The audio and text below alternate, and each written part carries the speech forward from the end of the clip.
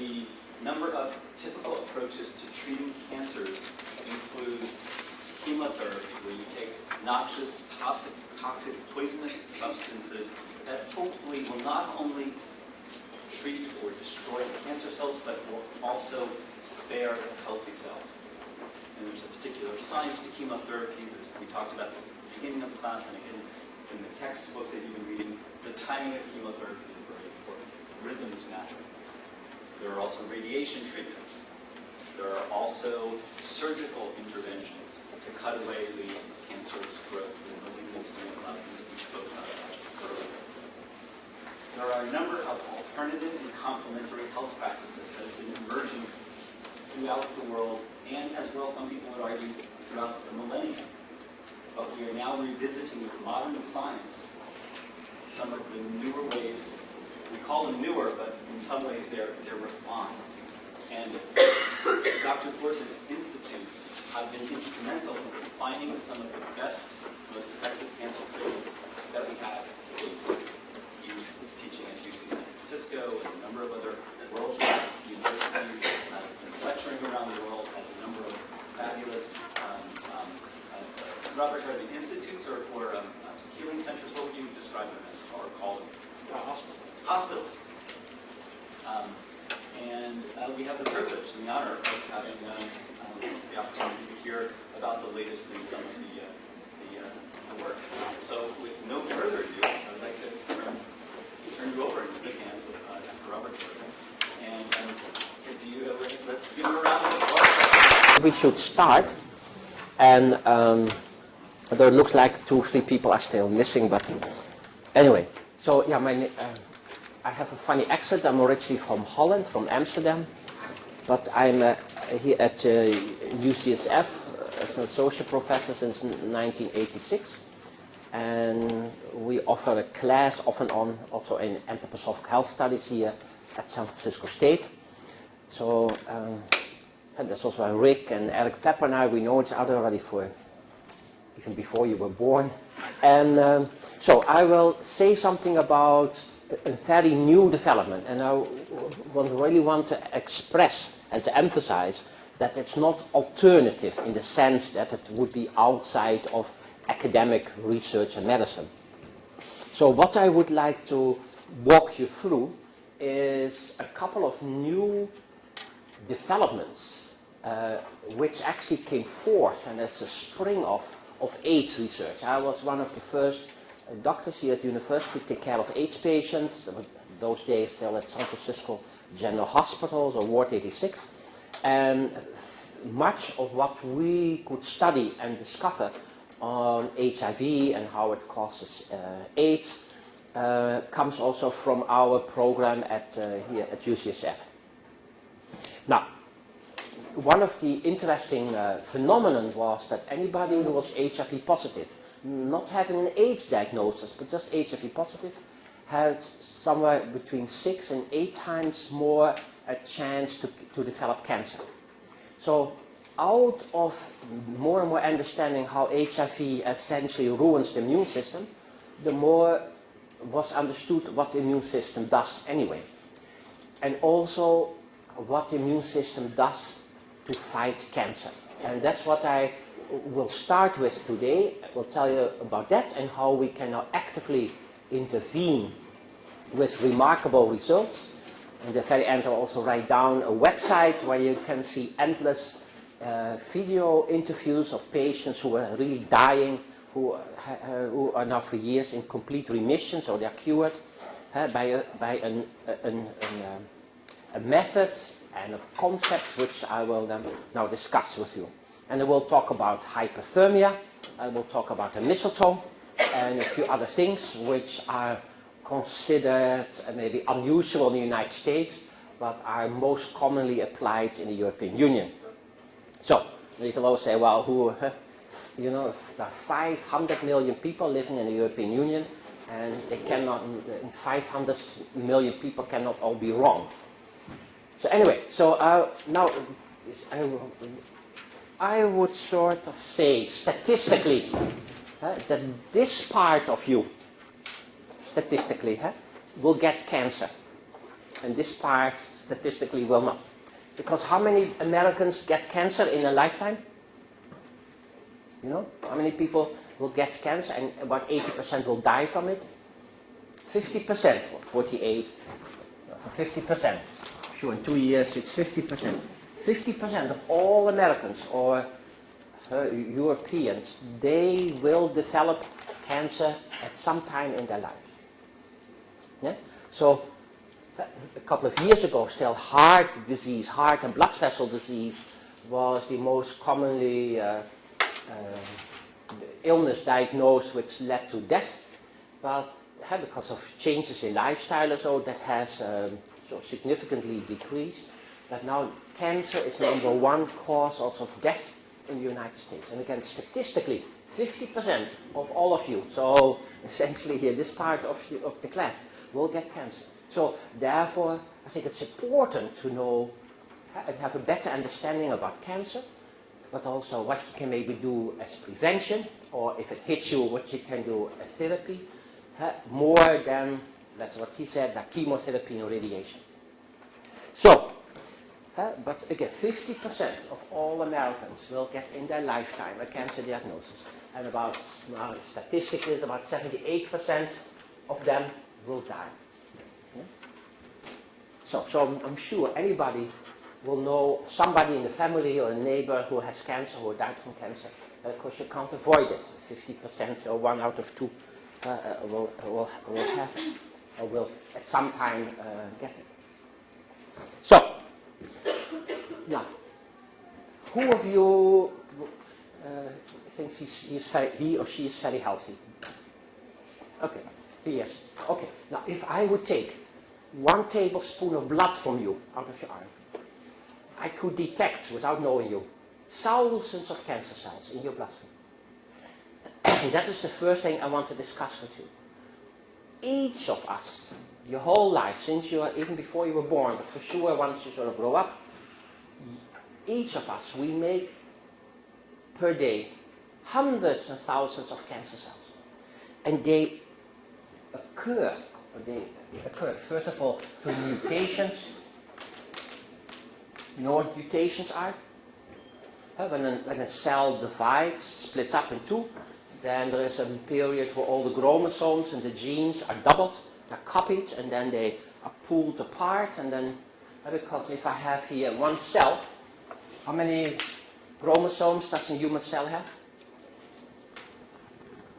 46. Yeah?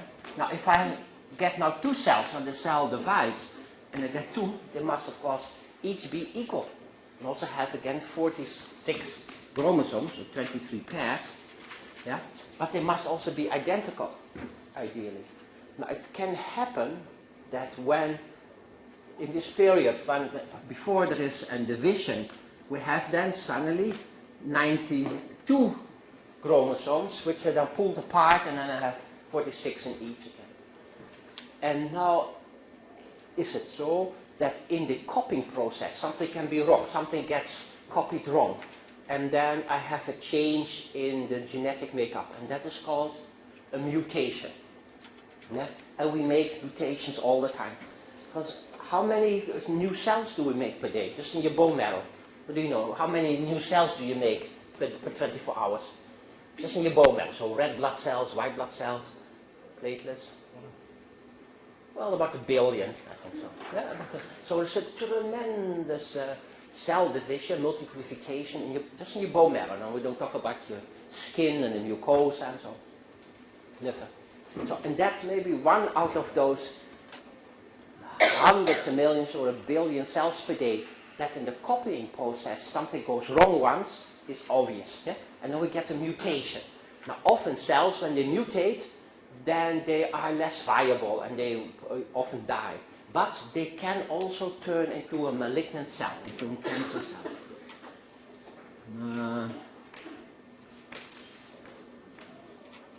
Malignant. So, and then cells can sort of start their own life, so to speak, their own biography. Another reason that we make cancer cells is through viral infections. virus. There are many, many viruses which can cause cancer. The most commonly known, or in the United States, most important one is simple human papilloma virus. 99.9% of all the women developing cervix carcinoma is caused by a chronic infection of a human papilloma virus of the cervix. And we all have had, as a child, when you were in the first, second grade or so, a wart on your finger, on your foot, and after a couple of months it is gone again. That's essentially the same virus which can cause cancer later on in life, for instance, in women with cervix dysplasia. But hepatitis B, hepatitis C, Epstein-Barr, herpes, HIV, just name it. All these viruses can also cause cancer cells and cancer to grow. So, therefore this is, and not just a concept, it's true. I can measure that in each of you in your bloodstream, that we make tens of thousands, hundreds of thousands of cancer cells every day. And how come? That's so when I look at you, probably most of you don't have cancer yet. How come? There must be then some system in the body to attack or to eliminate these cancer cells. Otherwise we would all be here with cancer growing out of our ears. So it must be a system then. And that is a part of the immune system, which I want to like to discuss, to describe. And again, this is a main part of what I'm telling you is the spin-off of AIDS research. Understanding more and more how the immune system works. Now, if I sort of draw the immune system, then it has essentially two legs on which it walks. One leg, one side of the immune system, is that part which can distinguish between inside and outside, or what is body own and what is body foreign.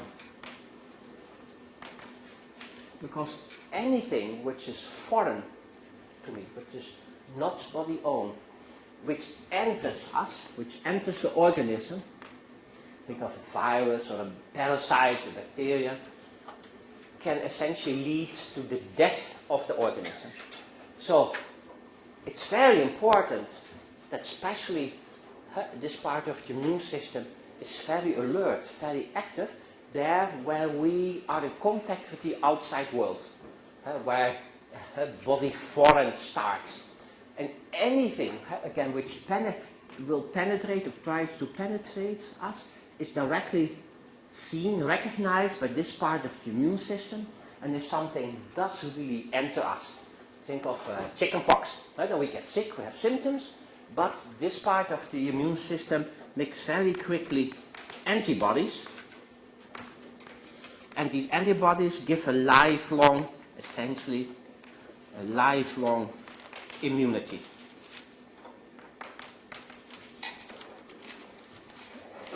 So once you had chickenpox, then essentially you can never get it again.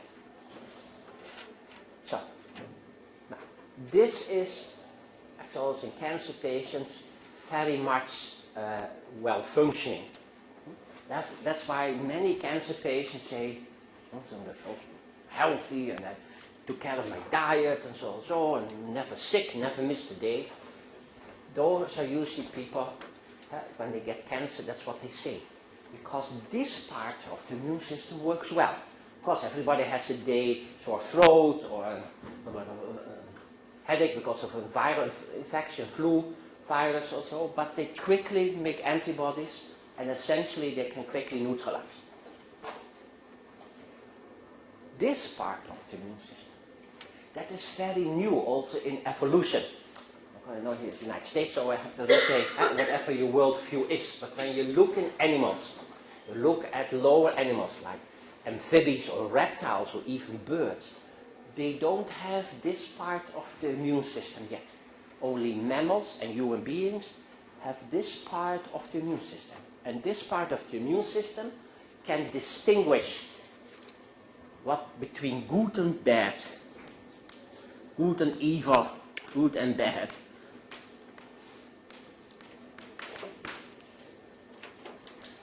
obviously a cancer cell is a bad cell. Yeah? But a cancer cell never comes from outside. You can never get prostate cancer from your neighbor. It's impossible. Yeah? Because what happens is, through mutations, through changes, through viral infections, through exposure to radiation, also when you get a chest x-ray, for sure you'll have many cancer cells afterwards, or when you fly from here to Holland, and you also have been exposed to a lot of radiation high up in the air. So, cancer cells always occur from inside. They never come from outside. So the cancer cells are always body-owned. And therefore, this part of the immune system, which usually works very well in cancer patients, is now with empty hands when it is about recognition of something what is wrong, which comes from inside. Yeah? So, and therefore, we see that in mammals, and especially human beings, also one reason that we can get much older than a chicken is that we have a much better immune system. We can also better defend ourselves against what is now wrong, what is threatening our organism, integrity, but from inside. Now it's this cell, which, right now, it's a cell, dendritic cell. And dendros, from Latin, means branching, branches. Because under the microscope, although I think it looks more like an octopus, but later on we'll give you a website where you can find a lot of information on also dendritic cells, but also how dying patients were completely cured with their own dendritic cells. Because dendritic cells are cells, when you look them under the microscope, they are white blood cells, immune cells, but with tens or hundreds of tentacles. Really like an octopus. And they crawl day and night through your whole organism. Your lungs, your liver, your prostate, your brains, everywhere. Skin, looking for abnormal cells. Once, and then it's really an active process. They really work their way, like so when we would walk through the Amazon jungle, pushing things away. This is a very active process. So while we're sitting here, hopefully millions of these dendritic cells do the work and crawl through you. Yeah? Now once a dendritic cell has found a cancer cell or an abnormal cell, it quickly goes, and now of course I give you the red thread through it, it's a little bit more complicated, but it quickly goes to the next lymph node.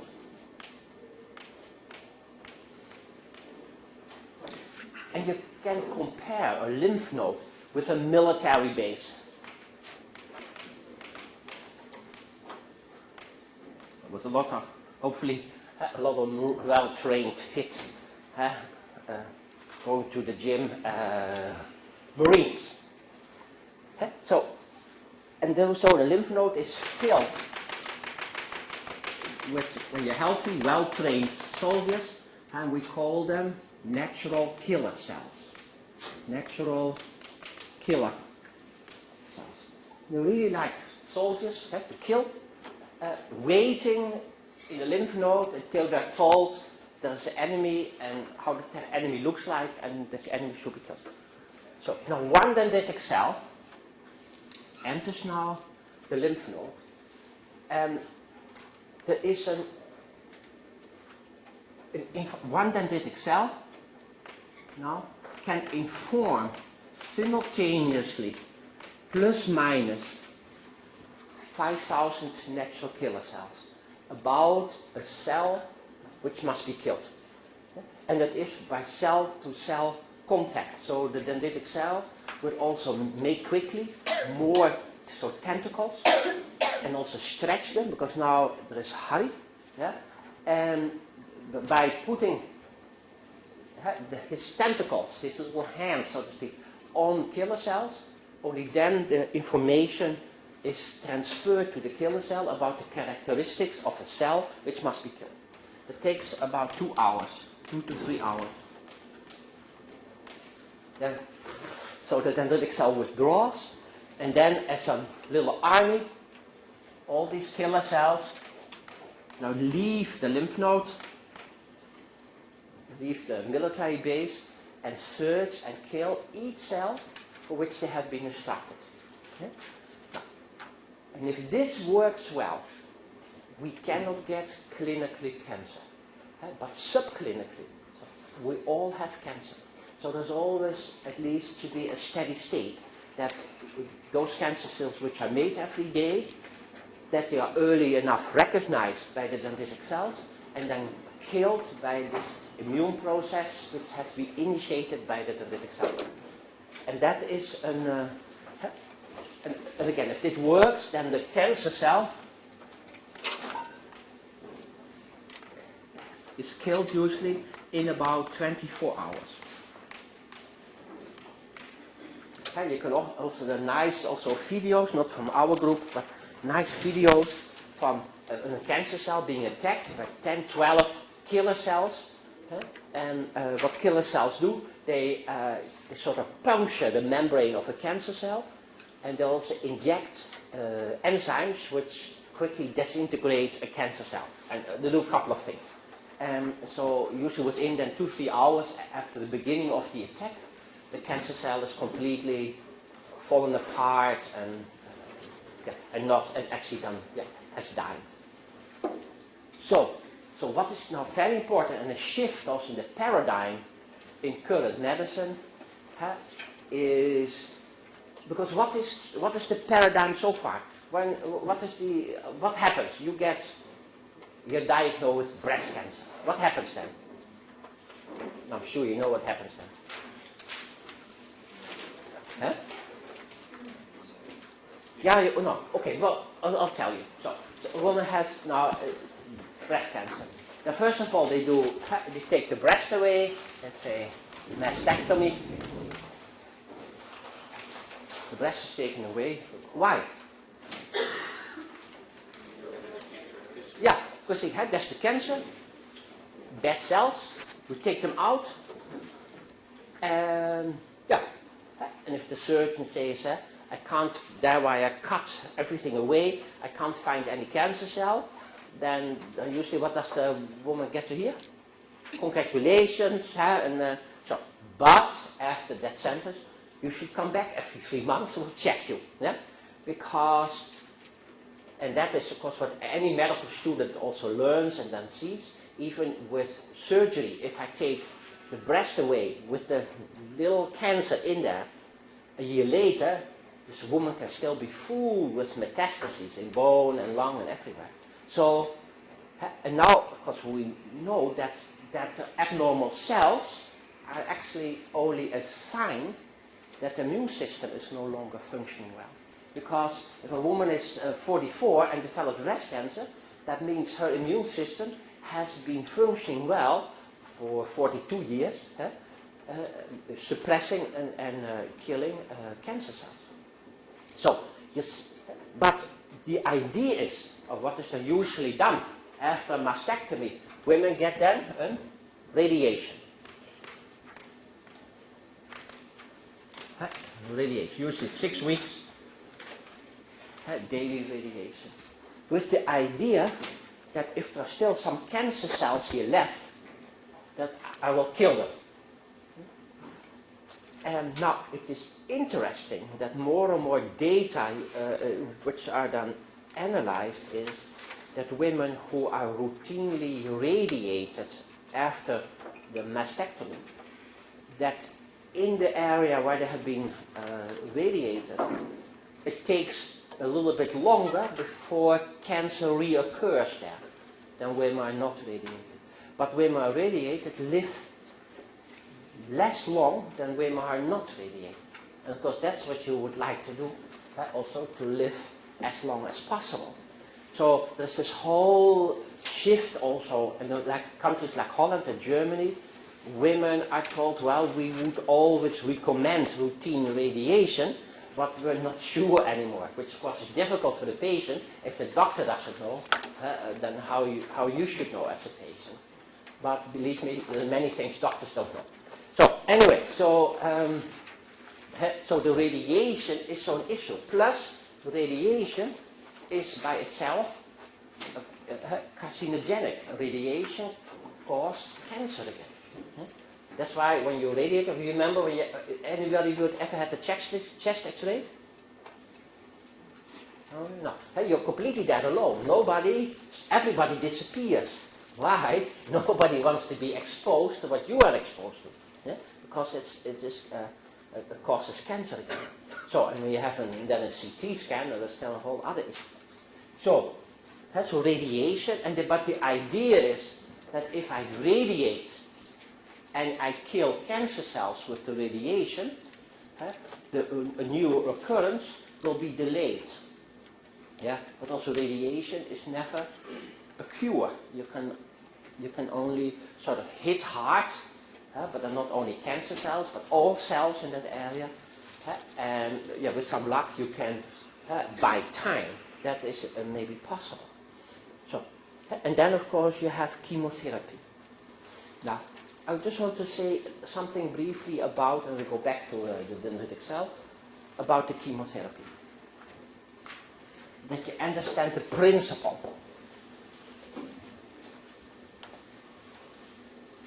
Okay.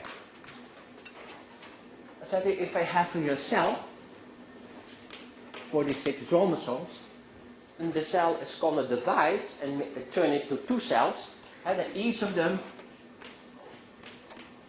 needs to have 46 chromosomes again. So there's a period called meiosis. Okay, so mitosis, where cells are really then, all the chromosomes are multiplied.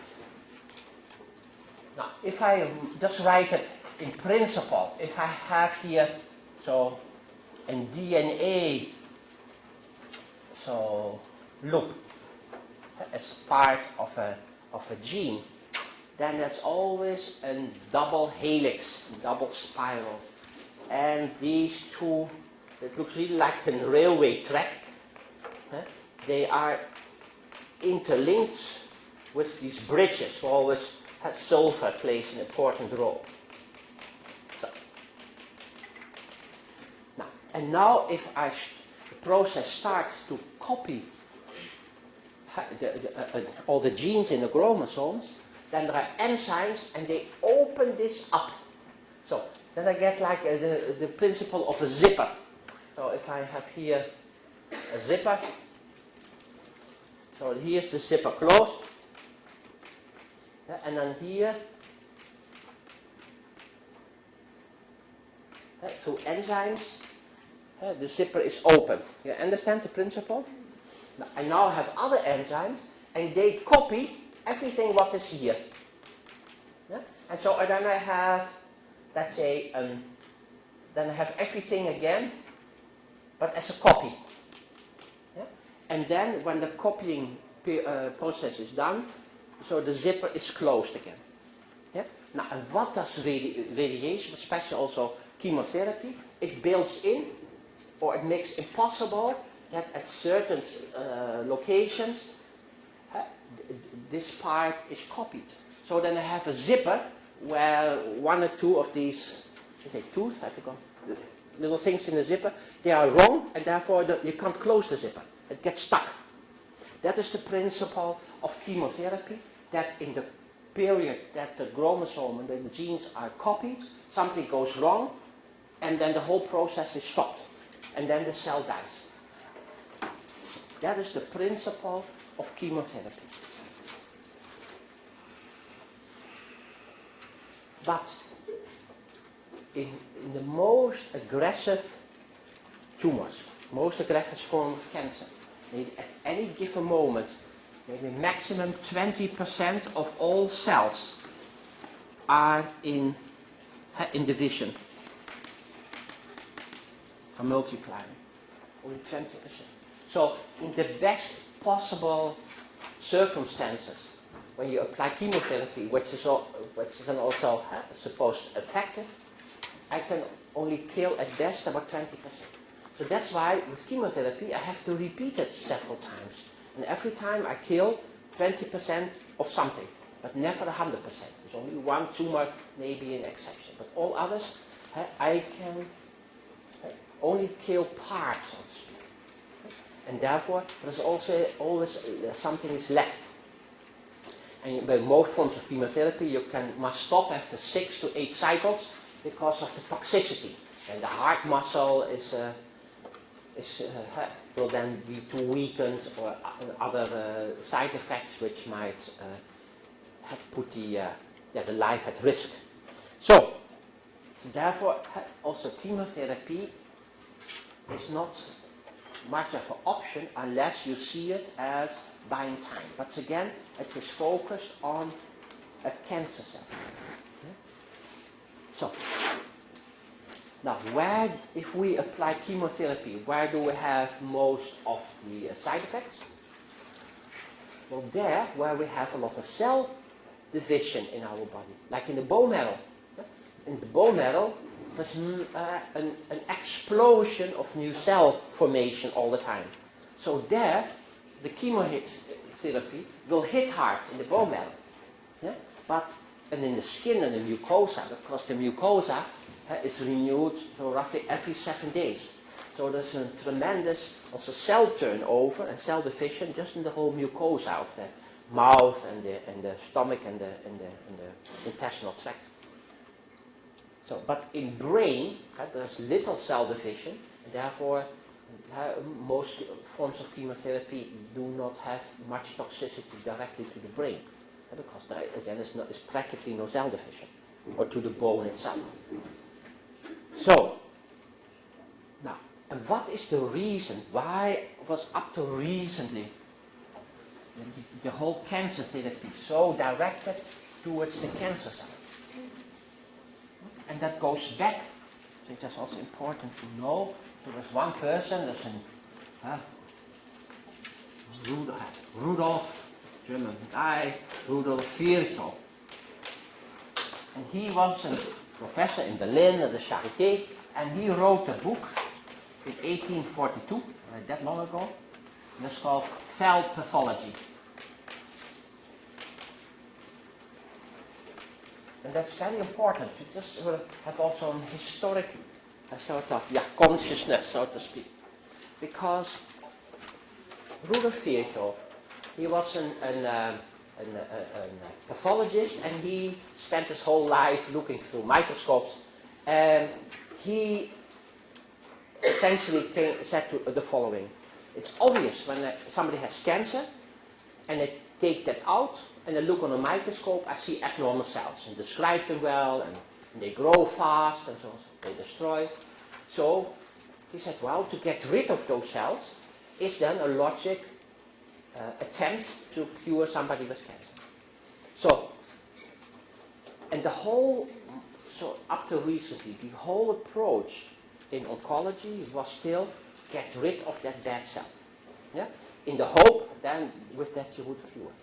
But now, also because of AIDS research and also in other forms of research, we now know that we make continuously cancer cells. And therefore, it wouldn't make sense to get continuously chemotherapy. And also we don't need it. What we need is a well-functioning immune system which can again early detect and then kill off cancer cells. So there is the route for therapy. So, and now you see that also in the last 5 years, there is quickly a shift in the concepts how cancer occurs and the treatment. So, what is for instance done? So, what can we do? And maybe I will put here 2 website addresses. One is www. That is Dendritic Cells. Dendritic-cells.org. And the other is our clinic, Medical Center Cologne. medical dash center dash come on .com. So, and there will all be, there's a lot of information. Also, if you click a little bit on, then it's also for people who really want to know all about peer-reviewed journal articles and so on. Anything has to do with the immune system and dendritic cell development and also clinical trials. And now almost any center, also here in San Francisco, almost any center in the United States and in Europe, where they do a lot of cancer research, a lot of studies have been initiated and up and running with dendritic cells. And if you saw in the newspaper last week, 10 days ago, there's a company, we'll get to that later about corruption in medicine, but there's a company in Seattle which got now an FDA approval so it is an approved therapy now for men with prostate cancer, metastatic prostate cancer, to be treated with dendritic cells. So I'll tell you a little bit now practically how we do this now already for 10 years, and that goes as follows. You see, it is actually too simple. No. That's why drug companies don't like this so much. What do? We take from the arm 5 tablespoons of blood.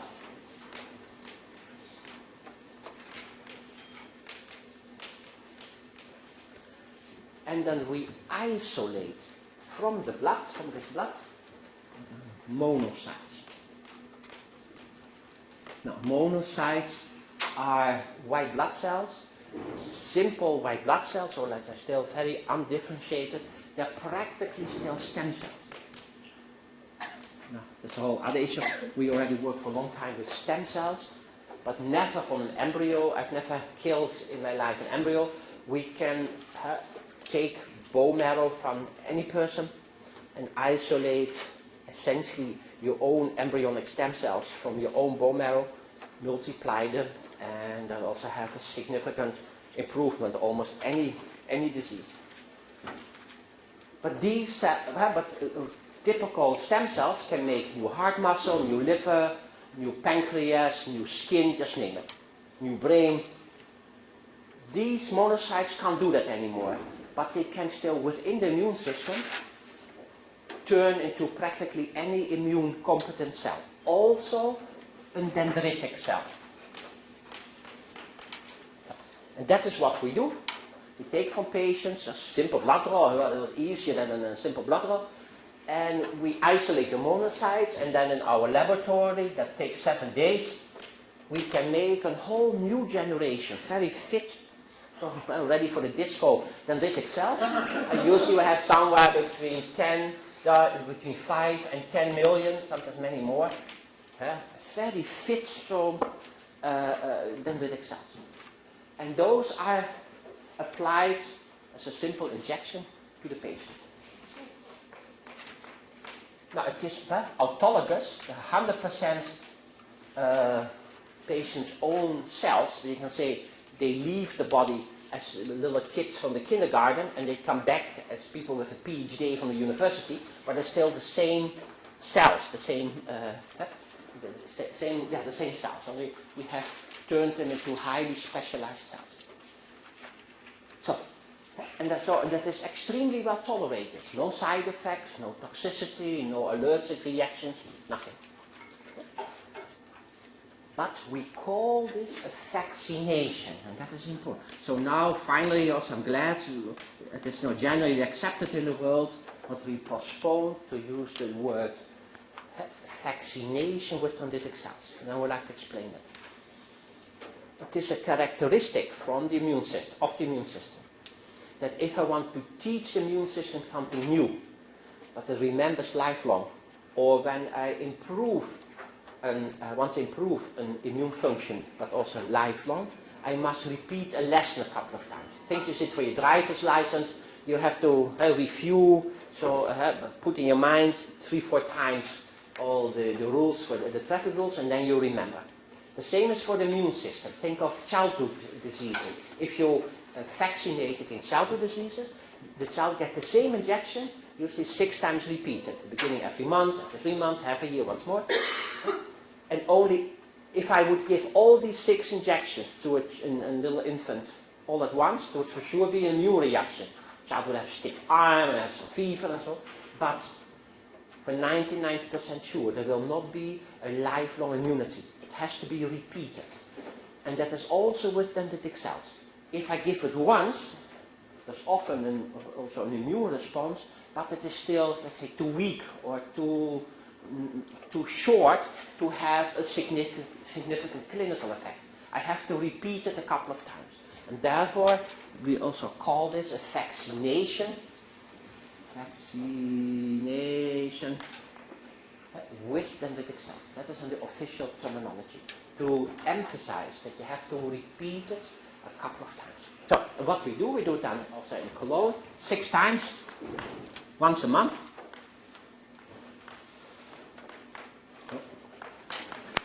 Then once every half a year, for 3 years. And then a little while once a year.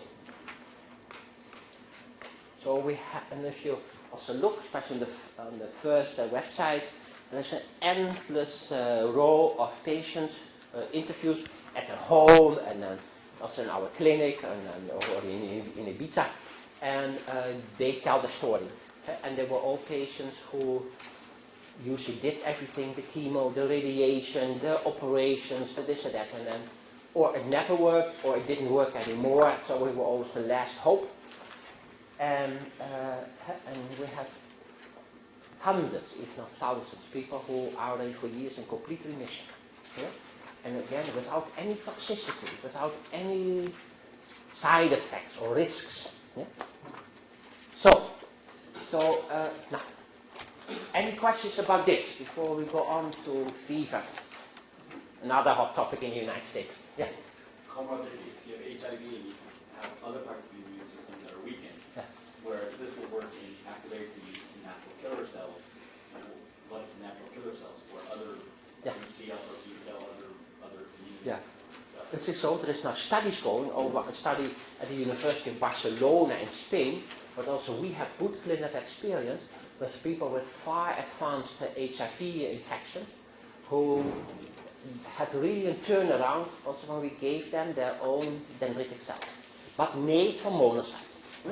And we also treat successfully hepatitis C infection. You know, hepatitis C causes after 15 to 20 years also severe liver cirrhosis. So the only treatment is then a liver transplantation, which is very expensive and a high risk and morbidity and mortality. So that is for instance, in the Middle East, 30% of all people are infected with hepatitis C, thanks to the World Health Organization. Okay. And and this many have then also end-stage liver disease, and what do?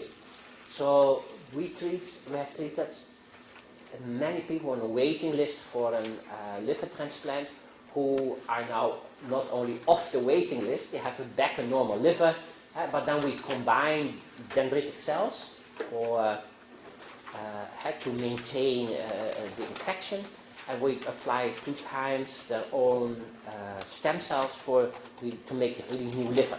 So you can also see on the scan, make new liver. So we enter also in science and in medicine a whole new era, and but only also because many of our concepts are changing. And that's often, if you broaden your mind, you have more options in life. That's also hopefully why you sit here. Yeah? You hear more than only that 2 and 2 is 4, because who knows, maybe 2 and 2, I will show you here, can be 6. So I'll give you another example, that maybe 1 and 1 is not 2, but 1 and 1 is 4. I'll give you this example. So, but we also treat people with chronic viral infections. You know, viral infections can also cause cancer, but you can also already with fit new generation of dendritic cells also maintain and suppress or even control chronic viral infections. Yeah? Good. Then I want to say something about fever. There's a whole other issue. Because if I would say to you, Is fever good or bad for you? What will you say? So, what have you been learned? Top. Huh? Yeah, it's good for you, but probably nobody tells you that. Hey, you know, the doctor, suppress the fever. So we'll tell you now something about fever. How we apply that. There are all kinds of. Usually, when we do our 3 units, 2 weekends class in anthroposophic health studies, then we always have 2-3 people who come afterwards for a couple of weeks or a month in our clinic, and so to look then also how we do. Sometimes also nurses or pre-med students, or but also other people just want to know.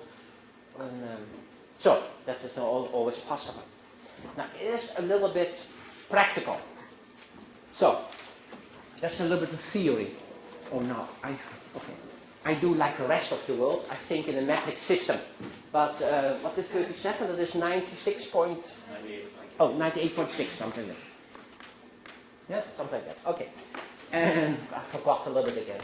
So 40 degrees is about 103. Something like that. Fine. You know, the only country in the world which still thinks in Fahrenheit and gallons and so on, that's the United States. The rest of the world does it like Napoleon did. So, and now it is so. Now I do, this is grammar school. I hope you all went to grammar school, so you remember the following. If I have here a plant, yeah, and here is the sun. What is the interaction between sunlight and the plant? Huh? Yeah, the photosynthesis. Synthesis. So, because what happens? In the leaves is chlorophyll. And chlorophyll, so which color has chlorophyll? Green, yellowish green.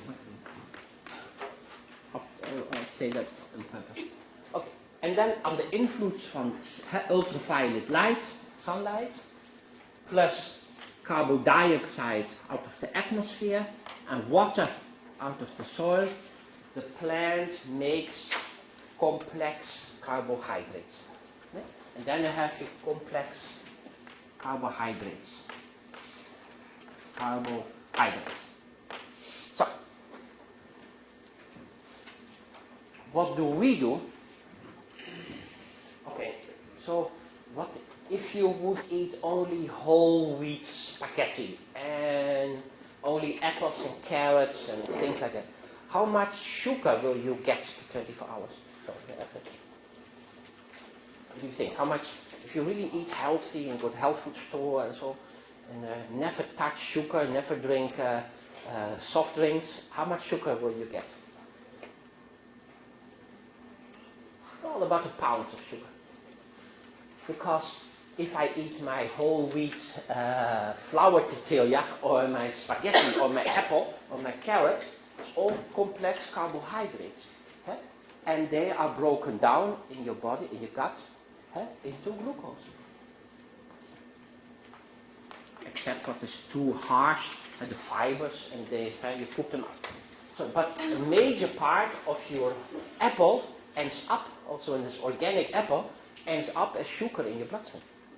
Yeah? And glucose, sugar, is the cleanest fuel in the body. Because if I burn it in the cell, then at the very end I get carbon dioxide again, which I exhale. It's practically non-toxic. And some water. And 38 molecules ATP.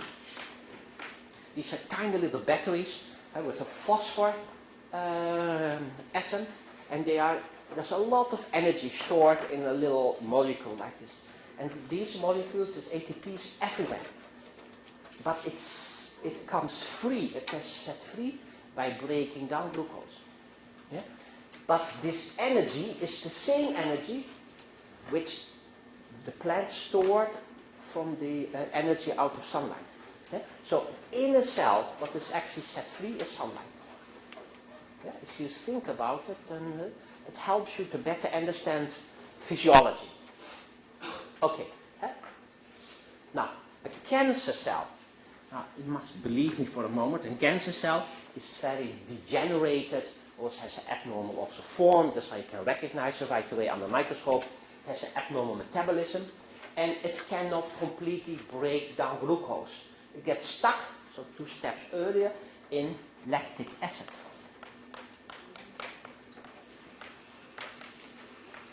It's really an acid. Okay? And therefore it can only make something like 24 molecules of ATP. So it is also very, very inefficient. But each cancer cell makes down lactic acid. Now, all cells in the body, even your muscles, they prefer to burn glucose. But they can also burn, if they have to, fatty acids or other things. Brain cells and nerve cells can exclusively use or burn glucose, nothing else. And therefore, we could not live without sugar. But it is the dose which makes it maybe to a poison or not. You have some health freaks, they say, oh, sugar is a poison and so. Well, without sugar you couldn't live. But it is the dose, because, a little bit as an image. Suppose I have here my 1 liter bottle Coca-Cola here. Now, what is in a bottle like this? How many tablespoons of pure sugar is in there? Now, about 12. Yeah? So, if you have 3 glasses of Coke and so, and it's hot and so, then this free sugar is quickly absorbed in the bloodstream.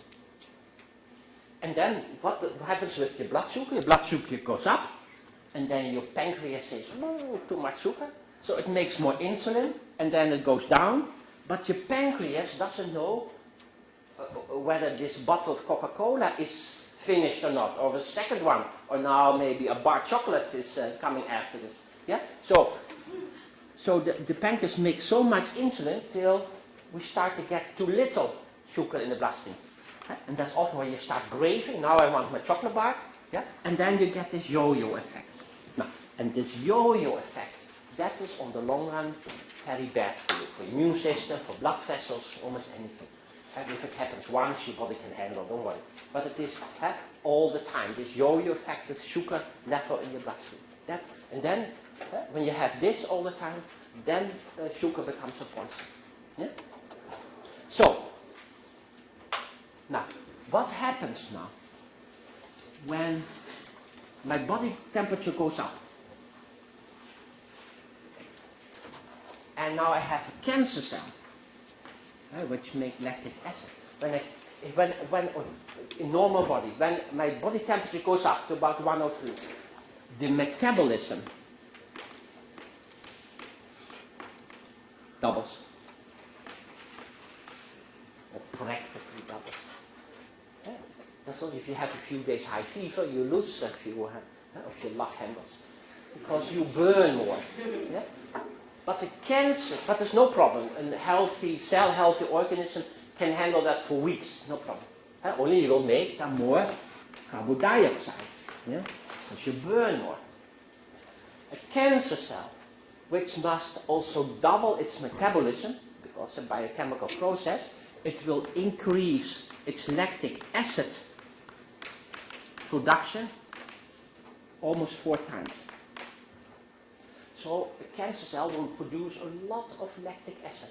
That means the pH goes down, and it gets so sour, so much acidity, that the cancer cell dies under its own lactic acid production. That is not the only, but the main reason why in a fever period, a lot of cancer cells die. And actually, this is an American discovery, because in the 1880s, there was Professor Coley. He was a surgeon at a university, I think in Boston and in Harvard and then in New York. And he noticed, in 1880, that's still a very different time, when he noticed that those cancer patients, he couldn't really help much as a surgeon. If they got wound infection and a couple of days a high fever, in those days there were no antibiotics, and aspirin was just discovered that it could suppress the fever. So essentially people had a couple of days high body temperature. That quite a few of those patients did so much better. And he has written half a library full of cases, very well documented, where there was complete remission of far advanced forms of cancer, but always after a fever period. So, what is then happened, what is then started in the United States and also all over Europe? Hyperthermia, namely that you would invoke an increased body temperature in cancer patients. And that was up till the 1950s, a very commonly applied form of therapy in cancer patients, also in the United States. And also in Asia, it's also more, and there were different traditions, and there was always also fever, also very differently looked at than for a while we did. Because in the 1950s, so then all kinds of chemotherapy are applied, and then that was considered modern and a new age, and then also hyperthermia is pushed aside as old-fashioned and less effective. But you see also even here at UCSF there is a whole renaissance, a whole rediscovery of all the positive effects, also first of all of increased body temperature. So, what now we understand so well why so many cancer cells die when you increase the temperature is because of their own lactic acid production. Yes? Now what is important?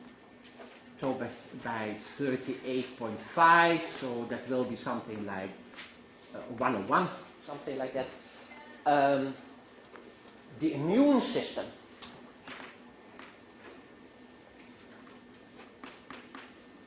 I say is 200% or double activated. Okay, by 37, so by regular body temperature, you get the immune system is sort of at its automatic pilot. It does its things, but there's no lot of stress, there's no attack from outside. So. Now, if something happens, there is an attack from outside. Swine flu virus. Swine flu, don't worry, it's just a regular flu. So the hysteria nowadays is incredible. So, so if a virus does enter you, then the immune system must step up because now there's an invader, a new invader. And then what happens? What happens now? You get the swine flu. What will happen to you? Hopefully, fever. Yeah, you get first of all fever. But where does the fever come from? It is an impulse from the brain stem. So in your brain stem you have a center for blood pressure, a center for breathing, a center for this, a center for that. Unfortunately not for being negative on your bank account. There's no center for it. But there's also a center for temperature, the core body temperature. And you get an activation of this center, and then the body temperature goes up. Yeah? And also the thyroid gland plays a role. You get the chills, so you get minute muscle movements, and so you produce heat. But also there is really a quickly increase of metabolism, and therefore the temperature goes up, and then the immune system is sort of woken up out of this sort of half-dreamy state, and by so 38.5, so 101, around about that, the immune system is 100% alerted, ready to do something. Yeah? And also the body does it if the immune system has to step up its activity. And also when you look in evolution, lower animals cannot first of all maintain their own body temperature. They have the body temperature of the environment. Think of a snake or a snail or whatever. Only birds, mammals, and we can keep, within certain limits, our body temperature stable, independent of the environment. But also as part of sort of survival of the fittest is how easily can I produce fever? Because fever, also when you look in those animals which are most adept to the environment, are always beings which can easily make fever. Yeah? So fever is, that probably sits here and sort of, let's say, for the time being, the crown of the creation is because we can make fever. Yeah? And we can defend ourselves much better, but then we must increase the body temperature. So, now, what do we do now, let's say in our hospital in Cologne, so it's a big hospital and teaching hospital, university. We bring people through a period of fever. And if you want to see exactly how that goes, you can see that with pictures and so on the website. But essentially, people lay in a tent. So that's not unpleasant at all. And you have to like in a mini tent. So, but your head is outside.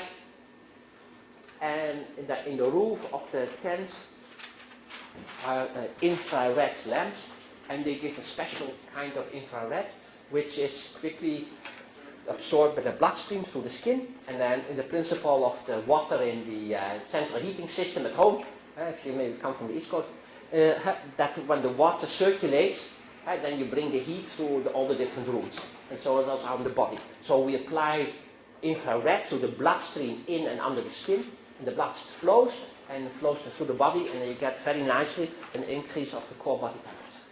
And there's always a computer and this and that, it's all surveillance.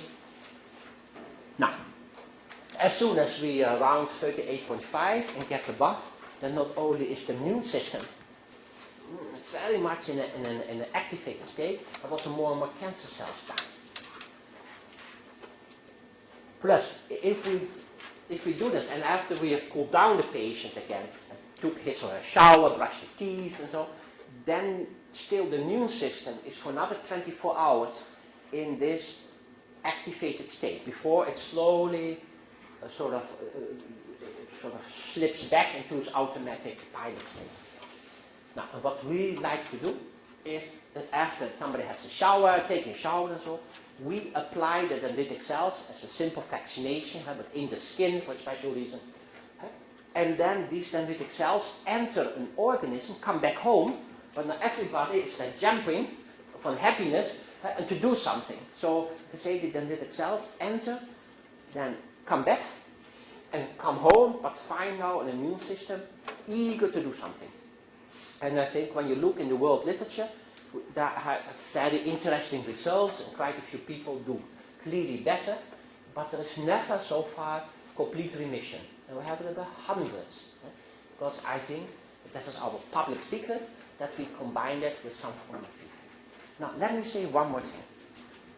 Cancer cells, if you can sort of look and then take a 5-minute break, cancer cells, they are like little demons, so to speak. They are very sly.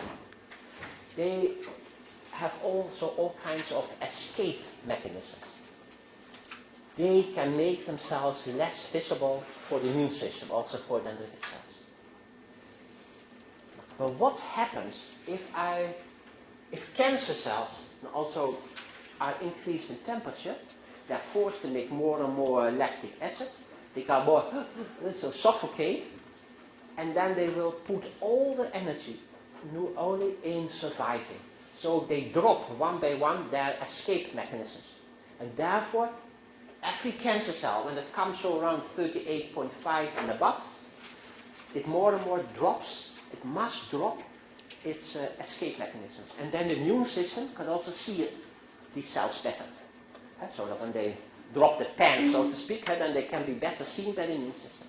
And that's another component of the fever, that you also make it more and more impossible for these cells to maintain the escape mechanisms.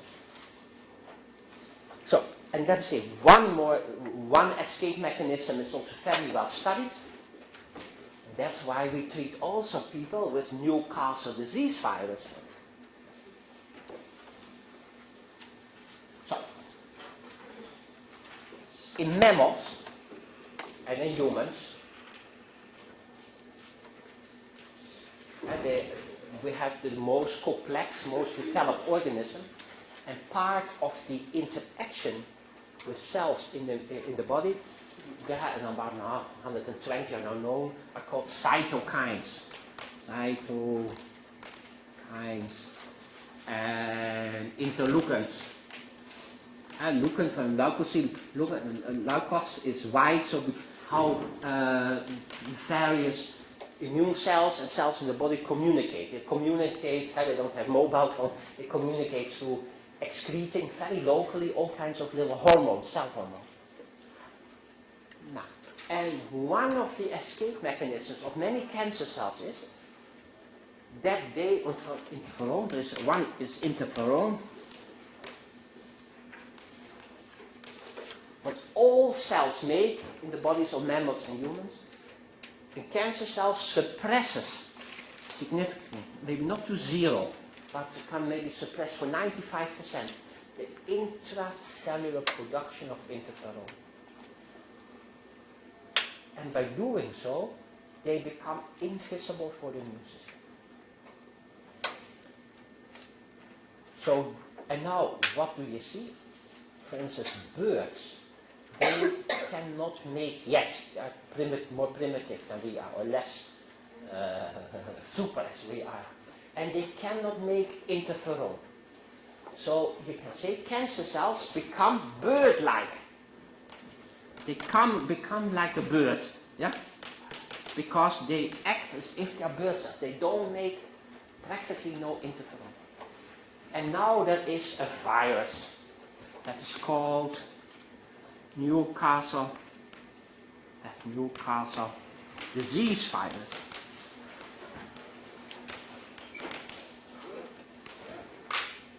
Comes from Newcastle, a city in Great Britain. And you know, that's sort of always bad luck. If you are a microbiologist and you discover a new bacteria, it gets your name. But if you're a virologist and you discover a new virus, it gets the name of the location where you were. So your name as a virologist is never eternalized. So in Newcastle at the university, it was discovered what causes birds' pest, or the false pest. Because already in the Middle Ages in Europe, because for humans they knew about the pest and the cholera, these epidemics, and then half a city would die and so. But also it happened again and again on the birds, that all the birds dropped dead out of the sky and all the chicken died. And then they called that the bird's pest, because they only knew the cholera and the pest. And now we know exactly which virus it causes. But it's completely benign for humans because the Newcastle Disease Virus cannot enter a cell which makes interferon. And all our cells make interferon, so even when I inject you with Newcastle Disease Virus, nothing will happen to you. So, and now there was in 1949 a farmer in Wales. Now, and he was in his midst. I'm sure he had smoked, so he got lung cancer. And he didn't do well, and so he had to give up his farm, and was ready sort of to go to hospice and so. And then there was also in Wales an epidemic of the bird's pest. And also he had 10,000 chicken, I don't know, something like that. So he was still with his last forces. He had to clear out the stables with the chicken and so. He had them inhaled several times, the virus. And a couple of months after, he went better and better and better. And only, 20 years later, he died in his sleep of something else, but his lung cancer disappeared. And then it was discovered that Newcastle Disease Virus is what we call an oncolytic virus. Oncolytic virus. So we'll say lysis, to fall apart. That's a virus which can let fall apart, so it can kill cancer cells, which have this mechanism that they suppress their intracellular interferon production. So, then there has been, in 1972, 74, I think 1972, there was in the Lancet, which is one of the two leading medical journals, a nice study showing that Newcastle Disease Virus, and in patients with metastases in liver and elsewhere, they did much better than compared to receiving only chemotherapy. So if you hear this, what would you say? Why don't we use it then in at least all colon carcinoma patients? Why? Why is it not used? It's proven. Lancet, one of the 2 leading medical journals, and you can't publish it in a better article. How come? Not everybody gets a Newcastle Disease Virus. Because Newcastle Disease Virus is cheap, there's no toxicity, no side effects, nothing.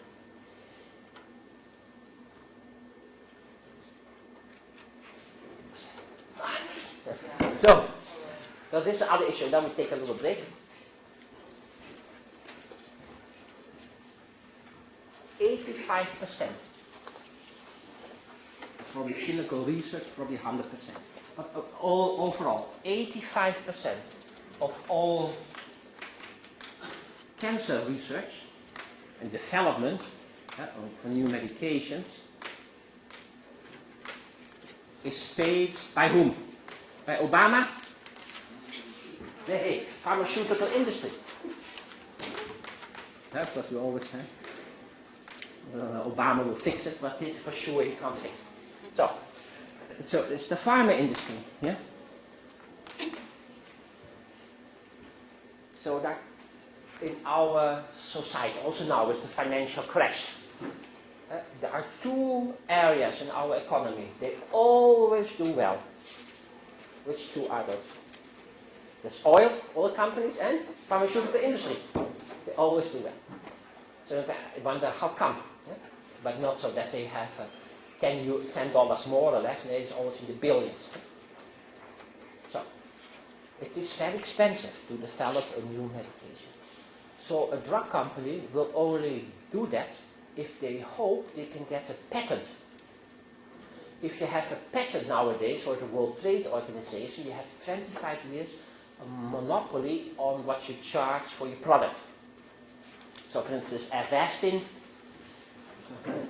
one example that is now used for about 3 years now, roughly, in cancer, that inhibits for a while growth of new blood vessels to tumors, but not longer than about 4 months. So, but you buy 4 months. But one infusion with Avastin, in Europe everything is cheaper because of the structure of how European Union works. But Avastin in the European Union is about, or in Europe, it's about $3,500 US.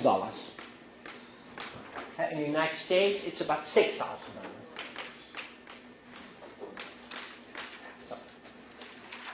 But maybe to make it costs $8 to $10. So, anyway, they can charge so much for 25 years because they have a patent. But you can only patent if something is new. Now, of the Newcastle Disease Virus, there's nothing you can patent. The action of mechanism is known, so there's nothing you can patent. So therefore, it has never been put to work in clinical trials. But what do all drug companies do? They try to genetically manipulate a cold virus or some kind of virus to have it similar efficacy as Newcastle Disease Virus. So there have been several trials, also in Europe, also in the United States, with genetically manipulated cold viruses and so, but they never worked well. They worked maybe for a couple of weeks, but then the effect stopped because the immune system would recognize this cold virus as, like any cold, you would make antibodies, and then the immune system would make antibodies against this genetically manipulated virus, and then it would become inactive. So there is something cheap, absolutely safe, works also. 2004, a big article in the American Journal of Oncology, so for brain surgeons, showing that it works very nicely in primary brain tumors. Has it then been picked up? But they keep looking for new viruses which they can manipulate, because then you can, when you genetically manipulate something, you own it for 25 years. and then of course you can make your mind. So therefore it is unfortunate that in medicine things are not always as you think as a patient how they go.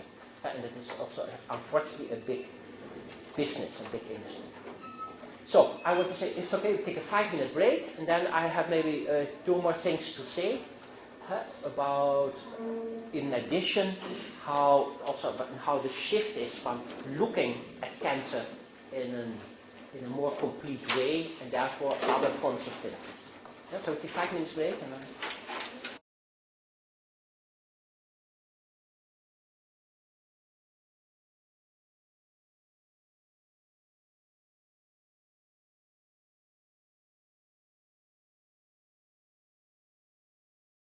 so my accent is sort of Dutch, Northern European, but I went to medical school in Amsterdam and also studied philosophy on the side, and I did also my specialty training in Amsterdam, and also I founded the first methadone project for junkies in 1971 in Amsterdam, and did this and that and so, and then in 1982 I came to San Francisco, and HIV, but I'm still now I'm partly back in Germany. I have a large clinic, and also I found here in my pocket a few more business cards. So if you want to see and you'll look at, or if you have more questions, you have emails. Usually sometimes people have more questions. You can always email me. So I lay down here a few of them, and then for those, don't feel obliged to, but if you want to, then you can. But I'm originally from Holland. I'm still Dutch citizen, Dutch passport. Okay. I want to say something about mistletoe.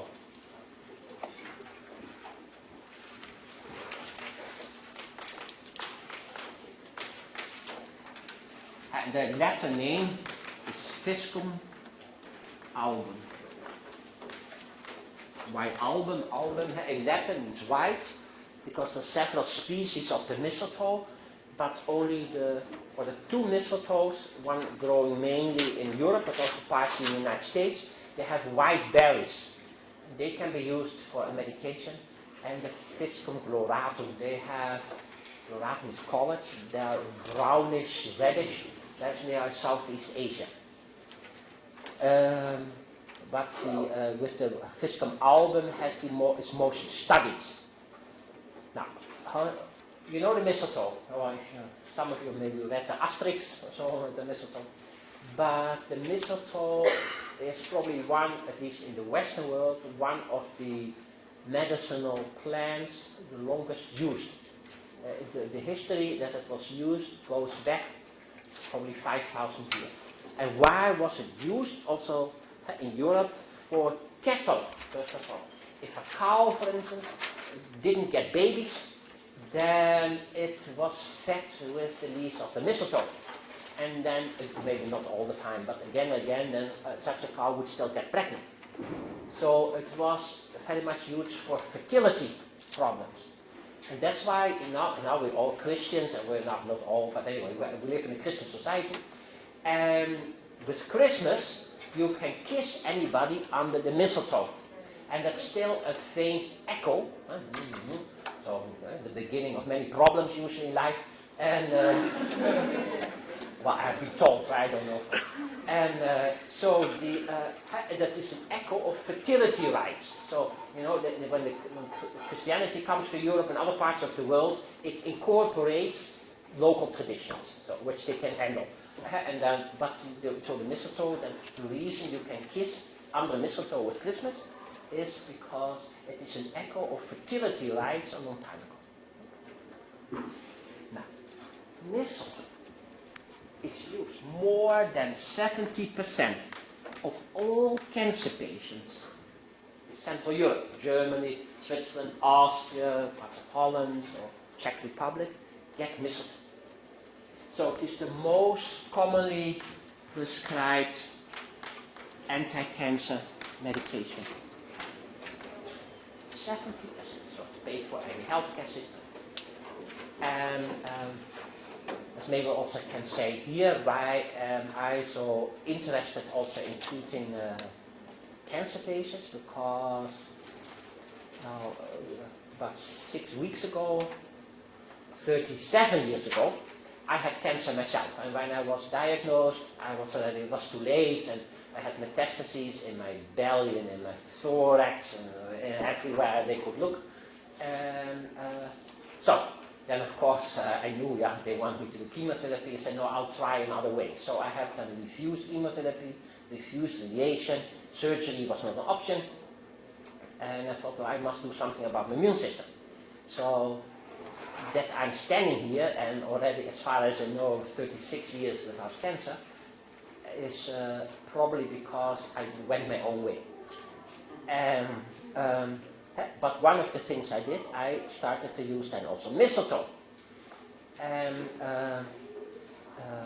so I've always felt somewhat obliged to pay back to the mistletoe, so I have done a lot of research, clinical research, and 8 young doctors who were research fellows, with me, I had more research fellows, but research fellows who were involved with clinical studies and the effects of mistletoe.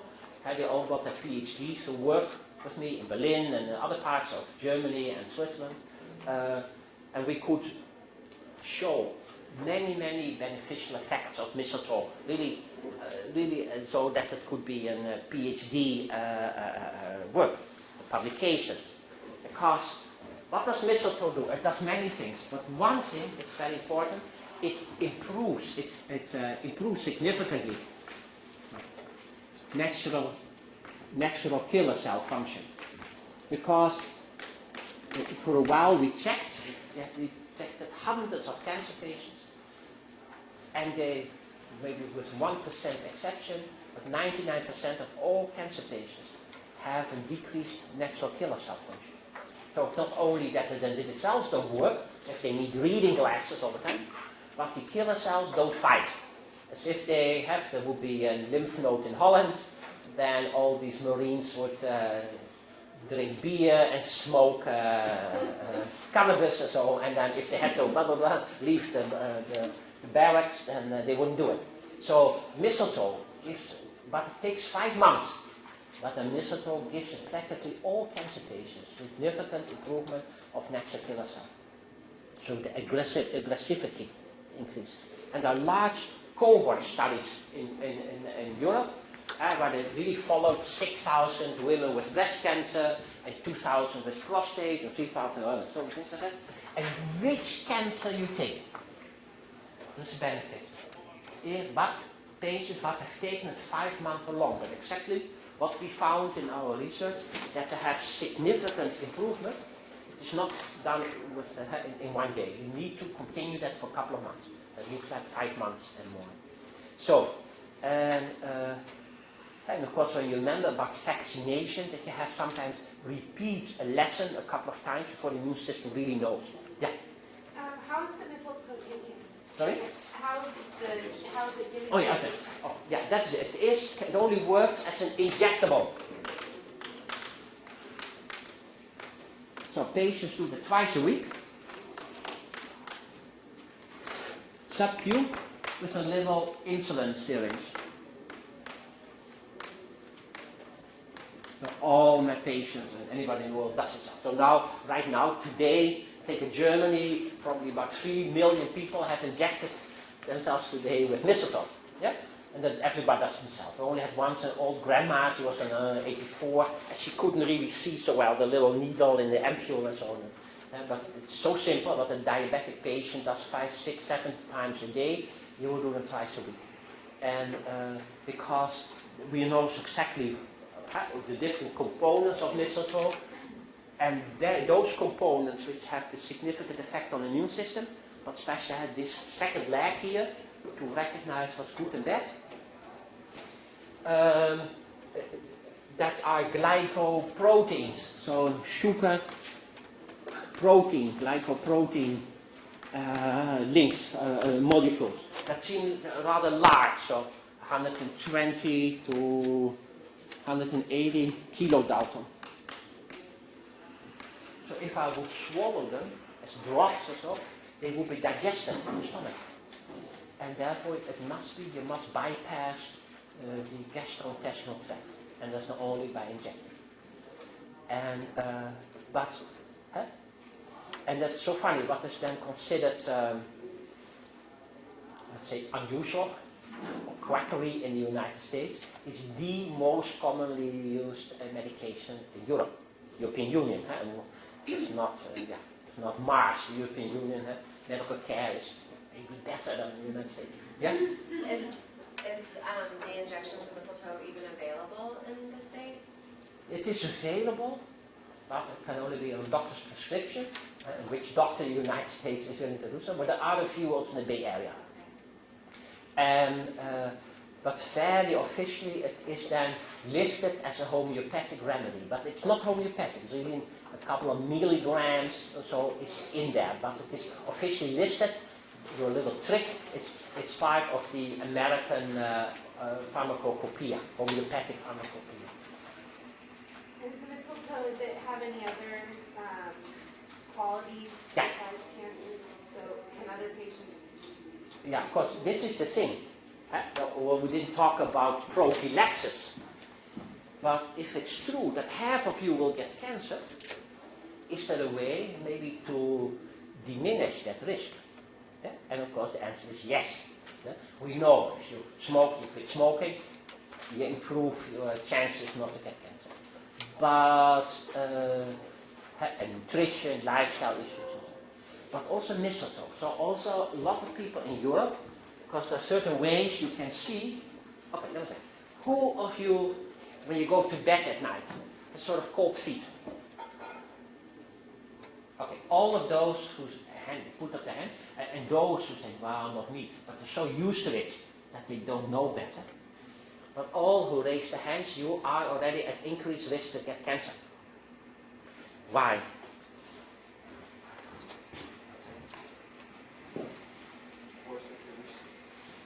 So you know we have, but then you should also maybe follow once this class on only 2 weekends, 3 units, class on anthroposophical health studies, and we go into various rhythms. And also mention briefly also about rhythms, but there are several rhythms which are really significant in nature. You have, for instance, the year rhythm. Essentially, every year you celebrate another year more mature. And then we also have a moon month rhythm, 4 weeks. And there are 13 moon months in a year. That has also a lot of effect on the immune system. That's why we like to vaccinate once a month, once a moon month, essentially. But also the period of a moon month is essentially a 4-week rhythm, but many things more discovered in 4-week rhythm, also in organs and so on. And then there is the week rhythm, and then the 24-hour rhythm. Now the 24-hour rhythm is the most overruling, the most important in the hierarchy of, because each previous one is more dominant, or should be more dominant than the one below. So there's a hierarchy. Now the 24-hour rhythm, or circadian rhythm, if you want to know exactly why don't we talk about it when we do our course. Your 24-hour rhythm is linked with the element warmth or fire. And so it has to do a little bit with the ego. Now, okay, forget that. So, now, this is what happens. And you can measure this. If you really want to know, am I at risk? Really, should I do something? You can do that for $1.25 a test. You buy, because I'm sure you don't have a thermometer at home. You have one? Okay. Otherwise, those who don't, buy one at Walgreens, $1.50 or so. And this is namely how it is. Your core body temperature is an expression, or is very much dominated by a circadian rhythm, 24-hour rhythm. And what is ideally? Okay, if this is 37 degrees,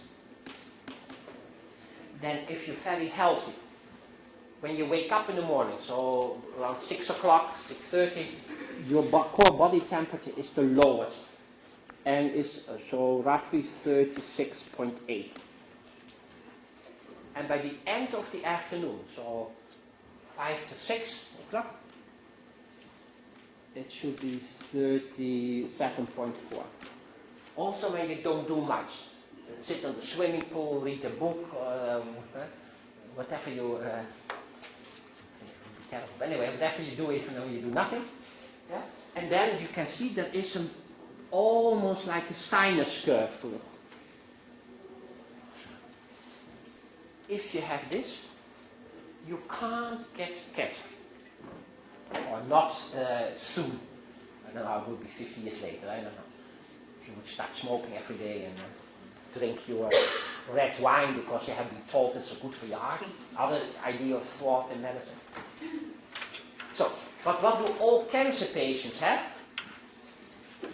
They have a core body temperature when they wake up 36.4. And that is significant. But now I have had patients who did it for a couple of weeks.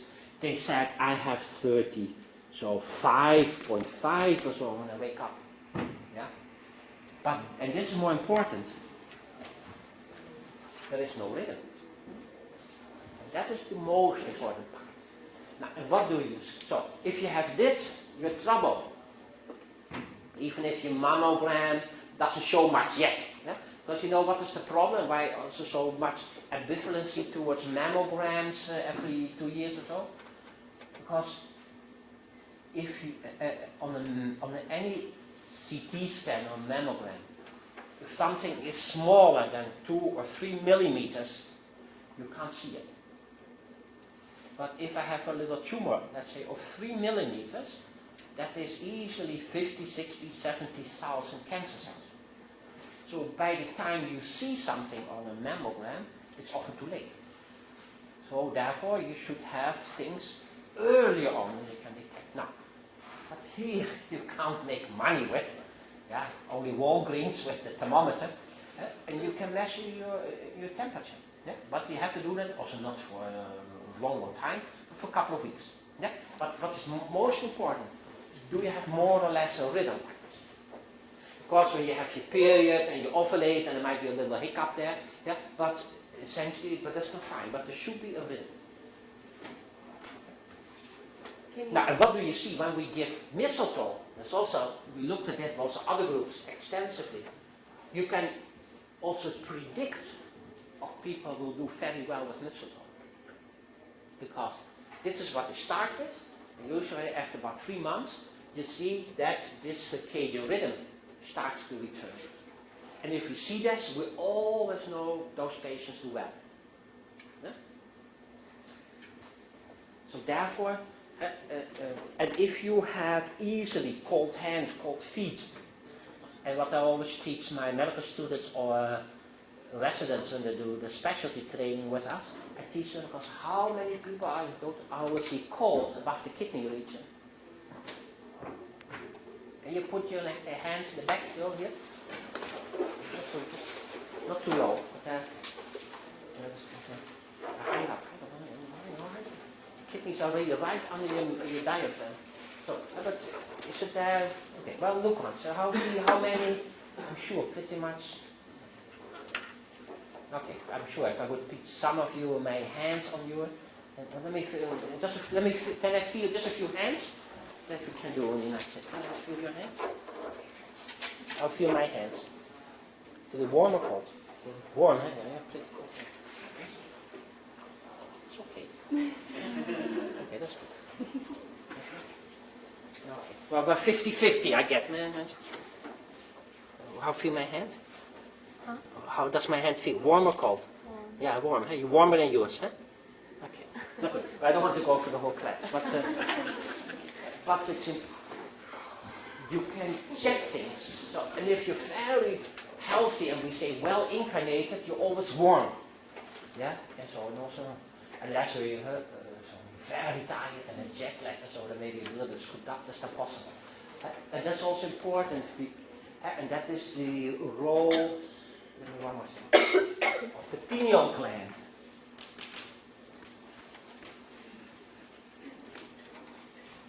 Because if I would ask you, where do you perceive light? What would you say? Say, how does your body notice light? Where and how? Yeah, yes. Yeah. So the eyes are especially there to see sharp, read, see a boy or girl coming, or your teacher or whatever. And but you want to see consciously. We need our eyes. But this is the interesting thing. My whole body perceives light. So, but the difference is very nice study. So your whole skin is involved in perceiving light. And what, for instance, it's also published in Nature.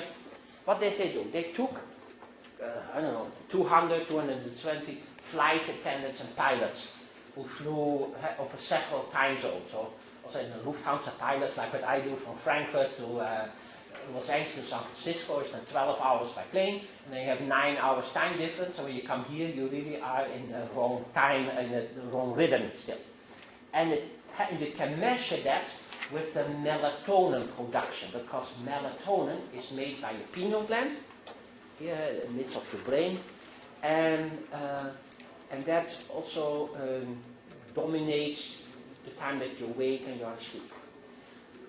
Now it takes about 11 days to get back, or to adjust to a new time rhythm. So you come from Frankfurt, you come to San Francisco, then you need 11 days before your pineal gland, your whole organism, is then in the time clock of California. Now what did they do? All the participants, they got twice a day, in the back of their knee, slight pressure with with a little sort of like a stift or a ballpoint, and half of them were exposed for 2 minutes or so to laser light, and the other half not. But nobody knew, so they only felt the pressure in the knee, so mild pressure. That's all they felt. So nobody knew, do I get no light or do I don't? Because they couldn't see it with the eyes.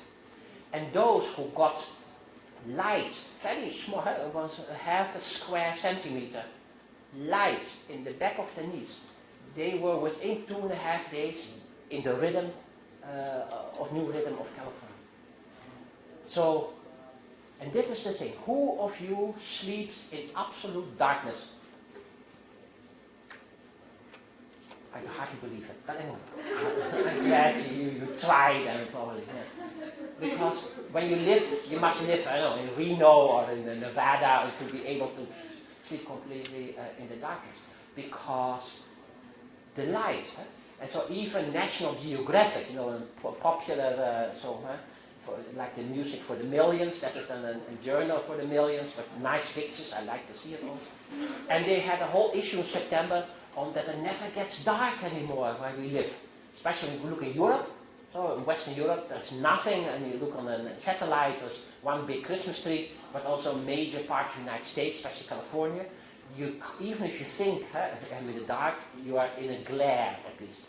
Now, and how many of you has your, let's say, alarm clock with a light in it, and maybe that every second goes off and on and on. Now, if you have that, your skin, your pineal gland, every second, boing, boing, boing. So that's how it goes.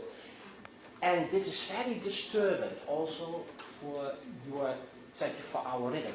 And therefore you see more and more modern people, they can't sleep very well anymore. Because, maybe we can look this briefly.